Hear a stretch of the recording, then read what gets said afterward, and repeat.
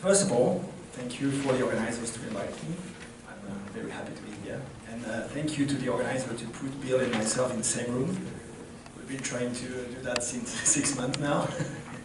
and finally we can meet. So, I would like to tell you a story. This is a story of Professor Muhammad Yunus. So for those who don't know him, Professor Yunus is the Peace Nobel Prize of 2006 because he created the microcredit. Microcredit is, for those who don't know, it's lending small amount of money to poor people, generally women, for them to create their own small business.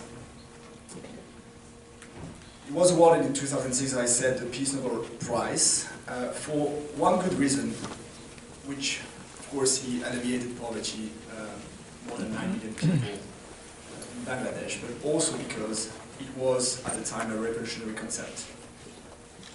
Any standard bank, if you think about it, if you take the 101 handbook of a standard bank and you analyze what Grameen Bank does, they do exactly the opposite. So, a standard bank would give money to rich people, and the Grameen Bank give money to poor people. A standard bank would generally prefer to lend money to men. The Grameen Bank prefer 97% of the clients of Grameen Bank are women. The standard bank will have collateral, contracts, lawyers, paperwork, and Grameen Bank is only lending on trust. It's a 9 million customer bank and 0 lawyer. What is interesting about this model is, of course, it seems revolutionary and quite complex because it's so different, but it only lies in one very simple thing. Professor Yunus started this business, because this is a business, at the end of the day it's a bank, but it's a business. But he started this business by thinking about how can I solve the problem of the people that have not access to the banking system. And that's the one thing that made him be very different from the rest and led him to get the Peace Nobel Prize. He created a business to solve a problem, and to ensure that, he just took one thing out of the equation, which is the dividend. So he runs the bank as a standard business, he pays employees, he does all the operation, and at the end of the year, he will just take the profit that he made and reinvest it in the company and not share it to shareholders. That is the only difference. And that is how social business and social entrepreneurship was born. That's the real beginning of social entrepreneurship in the 70s. And he got very excited about that. He created more than 60 of these businesses in Bangladesh only. All of them, solving any kind of problem you can think about. Access to safe drinking water, lack of nurses in hospital, access to telecommunication, you name it. Every time there was a problem, Professor Yunus started a business to solve it.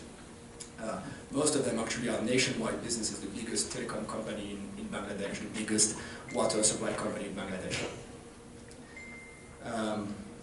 I've said enough, just a bit of a video about more detail about who Professor Yunus is.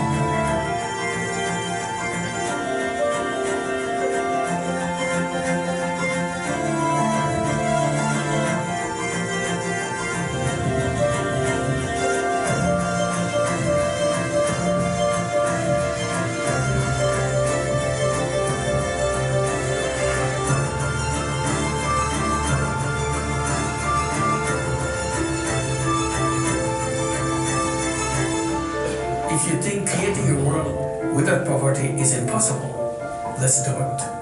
If you think zero unemployment is impossible, let's do it. If you think zero net carbon emission is impossible, let's do it. Because all impossibles will be possible.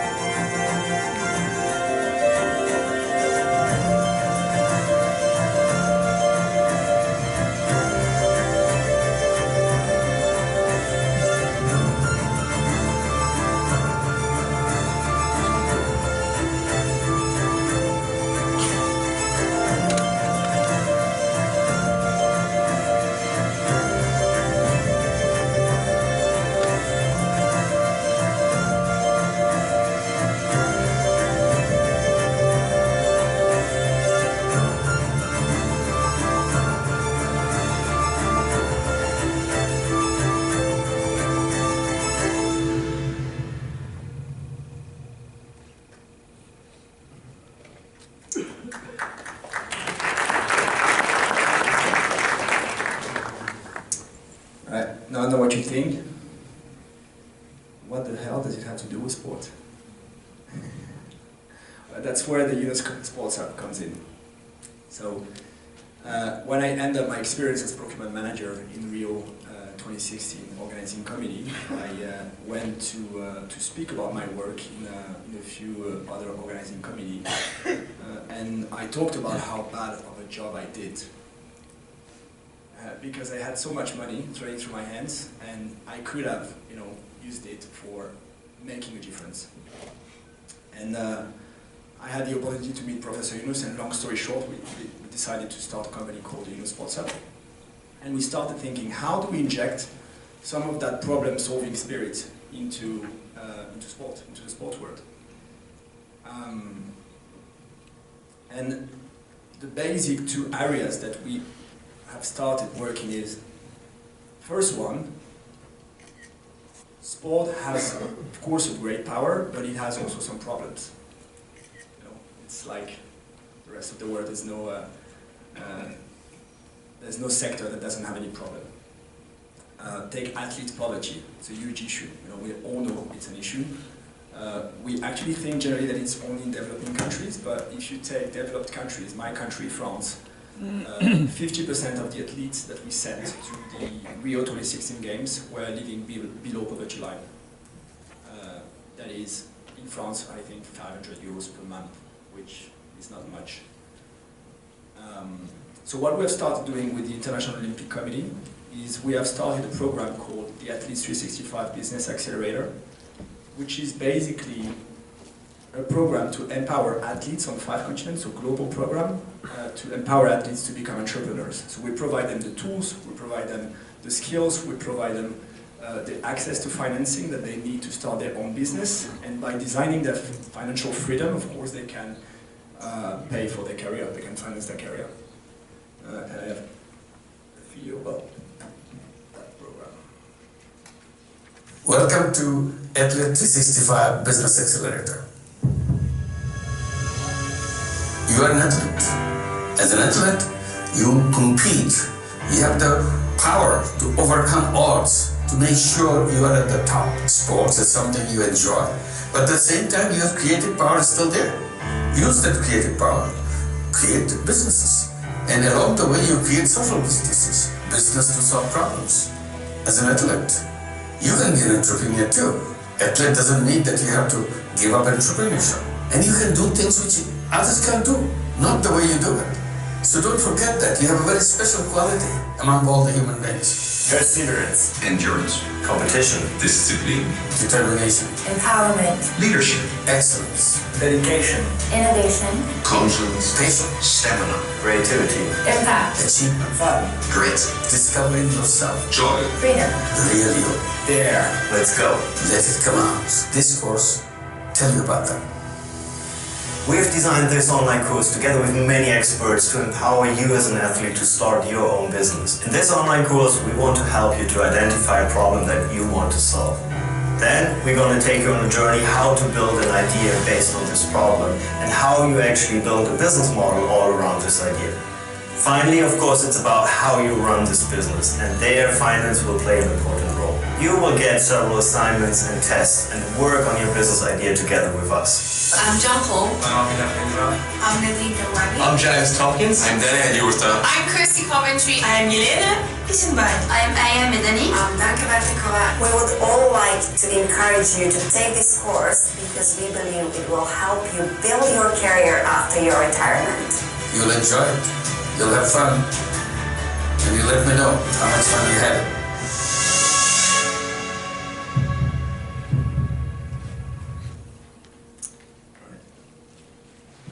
I'm very proud of my acting skills, dedication. All right. Another area where we work, because I told you that we work about solving problems within sport, but there is also a great opportunity. Sport is not only a land of problems; it's a land of opportunity. The great power of sport we all know about, and but we like to focus on the very practical power of sport, the economic power of sport, the influential power of sport.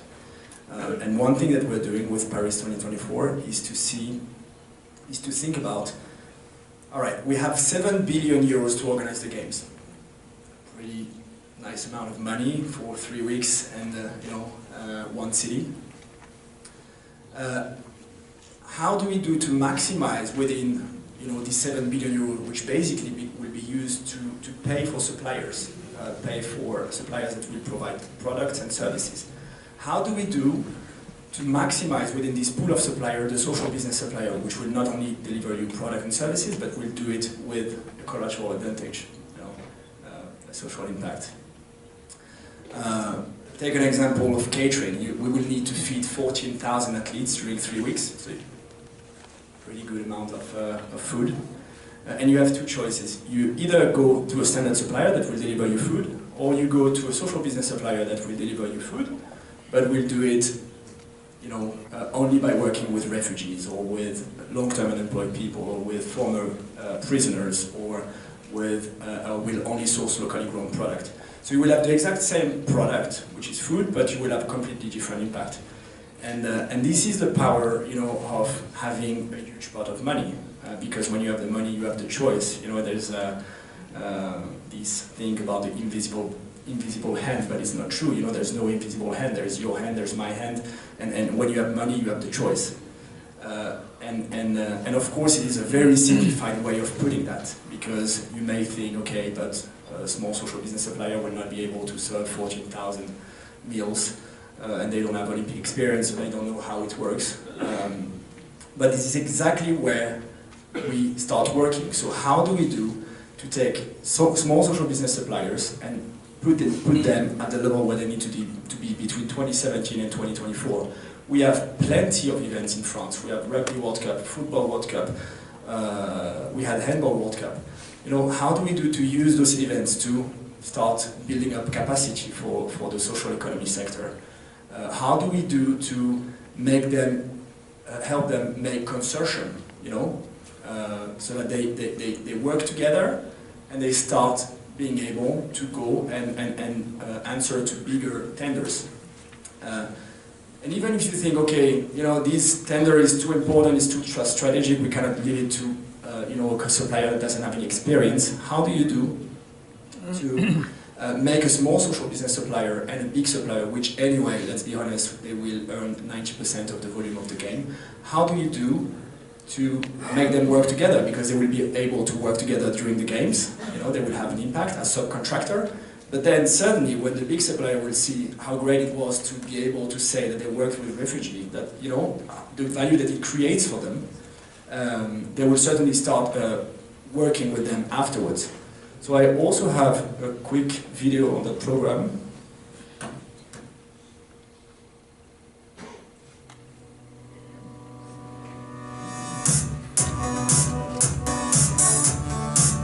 Des jeux économiquement et socialement responsables, c'est des jeux pour les gens et construits avec les gens. Concrètement, ça veut dire qu'on va accompagner les entreprises de l'économie sociale et solidaire pour qu'elles puissent accéder au marché des jeux. This is a big event. The whole world comes around it. And sports, I always say, it's a big power. An Olympic gives us an opportunity to use it for social purposes. And Paris Authority for Olympics 2024 agreed to make it happen.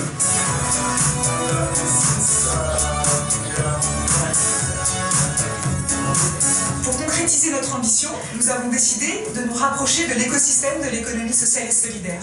Et la Maison des Canaux était le meilleur acteur avec lequel s'associer pour le faire. L'entrepreneuriat social, l'économie sociale et solidaire, ce sont avant tout des entrepreneurs qui souhaitent maximiser leur impact sur la société, sur la solidarité, sur la protection de la planète. Ils sont dans tous les secteurs d'activité.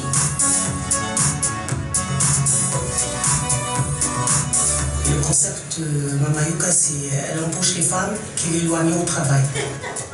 J'ai un salaire fixe, j'ai pris beaucoup de choses ici. Je gère des gens qui ont tous eu au cours de leur vie un accident du travail, un accident de la vie, il faut les impliquer, il faut leur montrer qu'on a confiance en eux. Tu peux travailler même si tu as un problème de santé, si tu as un handicap de 10%, de 20%, de 80%, tu as une place de travail.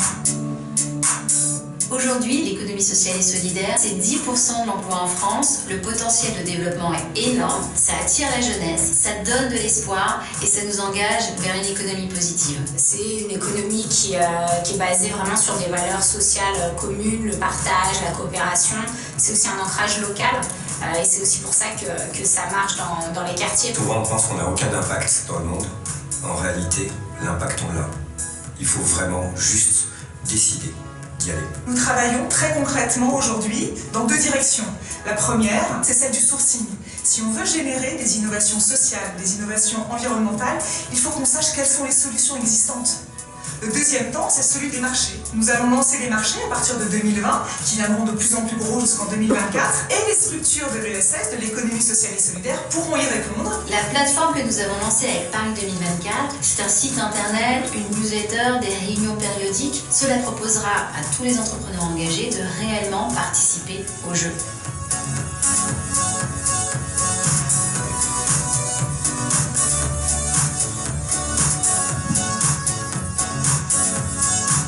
On est très content de travailler avec Paris 2024. Depuis le début, avec tous les acteurs de Paris 2024, on partage une même ambition, construire un nouveau modèle de jeu. Des jeux qui bénéficient au plus grand nombre et des jeux qui vont révéler le meilleur de la France et toute sa diversité. One thing is imagination, another is practice.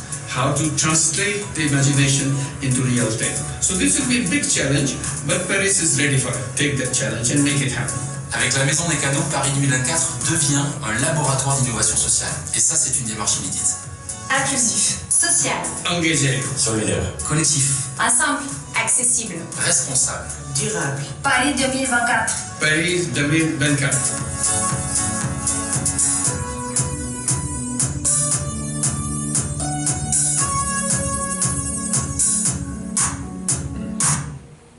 All right. And very quickly, one last program we work on, still on that idea of using the power of sport to bring access to opportunity. The beautiful Agora in Ivory Coast, in one of the biggest slums of Abidjan. Sports center made out of recycled containers, super compact, super affordable. What we do here, of course, there is no place to do sport in this district. What we do here, we bring young people, the power of attraction of sport. And we start our work. In one of these containers, we provide business education. In the other one, access to safe drinking water. In the other one, basic healthcare services. So, this is exactly what we have in our DNA. This is about providing sport, but for something else, for access to opportunity. And I don't have a video about that program. And I'm a bit late, so ending up, call to action for those of you that are from future host cities. Think about the money that you have in your hand, that opportunity, and see how you can do to maximize the impact that this money can represent. For those of you that are from former host cities, see how you can potentially link the fantastic legacy that the big events have left in your city to first of all, revitalize your legacy, but also create solutions to the local community. And finally, to all the cities, think about all the money that in your surrounding that is being spent into sport for development, And now think about if that money was infinite, if you could recycle that money over and over and over again. Because this is just about financing tool. By switching from philanthropy to social business fund, you're able to recycle that money, infinite money. So, okay. I leave you with that great quote from that great man, and please connect. There's my email here, and if you can also come and talk to me. You know, human interaction is still a thing. Thank you very much. Take a seat, Yoan. Thank you so much.